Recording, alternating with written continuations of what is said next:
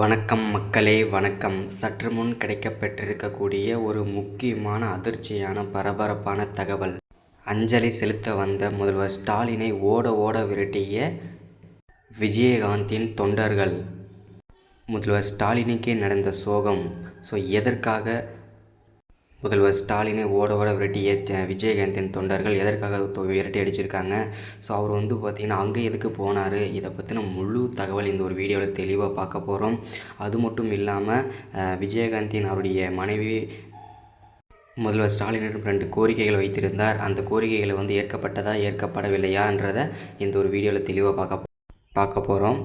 அதுக்கு முன்னாடி நமது சேனலுக்கு நீங்கள் புதிய பார்வையாளராக இருந்தால் மறக்காமல் நமது சேனலை சப்ஸ்கிரைப் பண்ணுங்கள். சப்ஸ்கிரைப் பண்ண உடனே பக்கத்திலே ஒரு பெல் பட்டன் வரும். அதை கிளிக் பண்ணி ஆல்ன்ற ஆப்ஷனில் போட்டு வச்சுக்கோங்க. தொடர்ந்து நம்ம போகிற வீடியோ நோட்டிஃபிகேஷன் உங்களுக்கு வந்தடையும். அது மட்டும் இல்லாமல் நம்மளுடைய வீடியோ பிடிச்சிருந்தால் மறக்காமல் லைக் பண்ணுங்கள், ஷேர் பண்ணுங்கள், சப்போர்ட் பண்ணுங்கள்.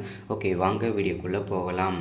அதாவது பார்த்திங்கன்னா விஜயகாந்துக்கு பார்த்திங்கன்னா இறுதி அஞ்சலி செலுத்துவதற்காக முதல்வர் ஸ்டாலின் பார்த்திங்கன்னா போயிருக்காரு.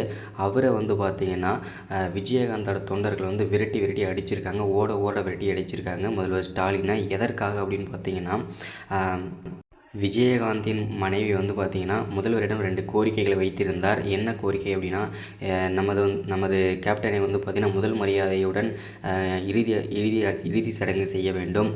அது மட்டுமல்லாமல் பொது பார்வையில் படும்படி அவரை மணிமண்டபம் கட்ட வேண்டும் அப்படின்ற கோரிக்கை வைத்திருந்தார். உடனே முதல்வர் ஸ்டாலின் அதையெல்லாம் செய்ய முடியாது, உங்களால் பார்த்து கொள்ள முடியுமோ பார்த்து கொள்ளுங்கள், எல்லாருக்கும் அங்கே மணிமண்டபம் கட்ட முடியாது அப்படின்றத அப்போவே அங்கேயே சொல்லிவிட்ட காரணத்தினால் அங்கிருந்த விஜயகாந்தின் தொண்டர்கள் முதல்வர் ஸ்டாலினை காரில் மறித்து அவரை ஓட ஓட விரட்டி அடிச்சிருக்காங்க.